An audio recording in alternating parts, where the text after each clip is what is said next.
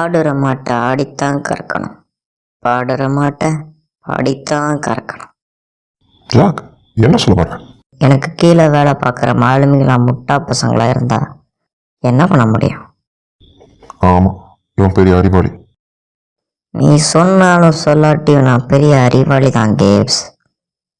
அதனால தான் இந்த பிளாக் பெல் கப்பலோட கேப்டனாக இருக்கிறேன்.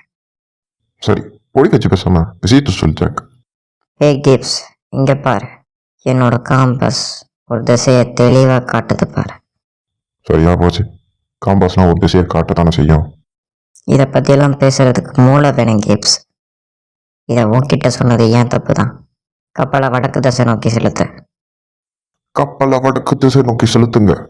அந்த மந்திரக்கல் எனக்கு சொந்தமாக வேண்டிய நேரம் வந்துடுச்சு.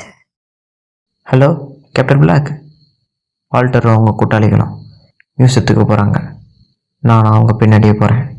பேக்கப்புக்கு ஆளுங்களை அனுப்புங்க. ஹாய் சட்டி. ஜூலி, நீ இங்கே என்ன பண்ணுற? அங்கிள் தான் கூட்டிட்டு வந்தாரு. இல்லைப்பா, நான் பட்டாணி சாண்ட்விச் எதுவும் கிடைக்குமான்னு பார்க்க வந்தேன். சரியா போச்சு.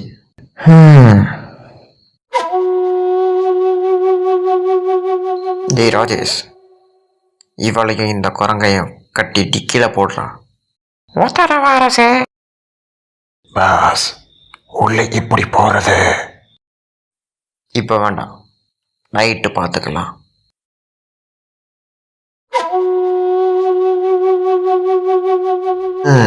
எப்படியோ பாஸ், பொருளை எடுத்துட்டோம்.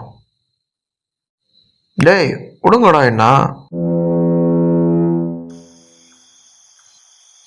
ஜாக் ஸ்பேரோ,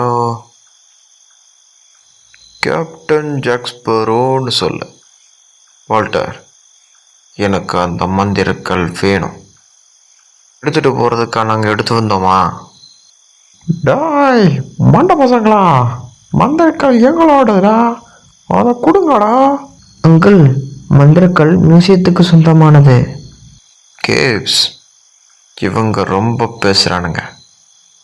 இவனுங்களை கடலில் இருக்கிற இறாவுக்கு இறையாக்கிடுவோம். சாமியா, நான் கண்ணு தெரியாதவன்.